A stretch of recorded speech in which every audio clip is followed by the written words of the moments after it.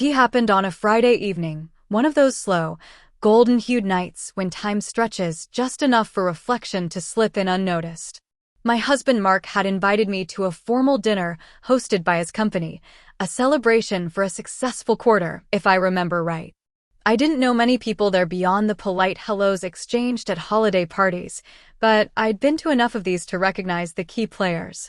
Mark was always charming in those settings, with his firm handshakes and gentle jokes. He moved through the room easily, checking in with colleagues and laughing at just the right moments. I mostly hovered near the buffet table, sipping my wine and smiling when someone nodded in my direction. My heels were starting to ache. I remember thinking I should have worn the navy flats instead of the kitten heels that matched my dress. That's when I noticed him. Daniel Prescott, the boss. Not just Mark's boss, but the kind of man whose presence quietly demands attention without ever needing to raise his voice. Tall, silver-haired, with a posture shaped by decades of confidence. I'd met him once before, briefly, just enough to shake hands and exchange names.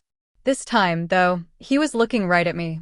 He approached slowly, as if careful not to interrupt whatever thought I was having, and offered a soft smile. "Eleanor, right?" His voice was deep but gentle, like an old jazz record playing in the background. "Yes," I replied, surprised. He remembered my name. "Nice to see you again, Mr. Prescott." "Please," he said, motioning lightly with his hand. "Call me Daniel." There was a brief pause. He glanced toward the crowd, then back at me. "Would you mind stepping out to the balcony for a moment? It's quieter. I just wanted to share something with you privately, if that's all right." It was unexpected.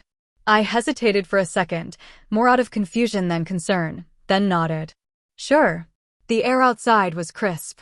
We stood by the railing overlooking the city lights, the murmur of the party fading behind the glass doors. Daniel leaned beside me, taking a slow breath, like he needed the moment as much as I did. "I hope I'm not overstepping," he began.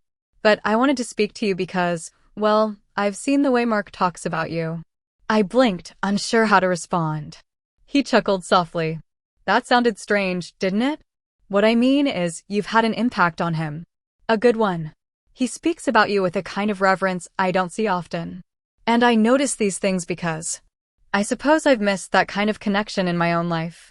His tone wasn't flirty or inappropriate, but it carried a weight I hadn't expected, like he was sharing something he didn't offer easily.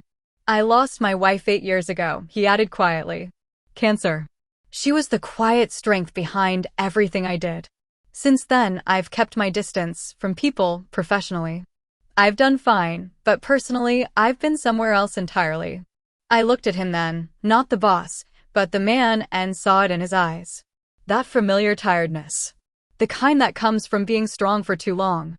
"I guess seeing you tonight reminded me of her," he said. "Not in how you look, but in how you carry yourself. There's a steadiness in your eyes. It made me think of who I used to be, when I had someone beside me." I stood quietly, my heart unsure how to respond. There wasn't anything romantic in his voice, but there was something deeply human. A kind of longing that echoed in my chest in ways I hadn't expected. "I'm sorry if that's too much," he said. "I just wanted to say it out loud, that you remind someone like me that connection still exists. Even if it's just through a conversation on a quiet balcony." I swallowed. "That's actually very kind, Daniel. I think we all need reminders sometimes, that we matter. That we're still seen." He nodded slowly, then looked out at the city. "You're exactly right." After a pause, he glanced back at me. "Would you mind walking a little? Just around the terrace.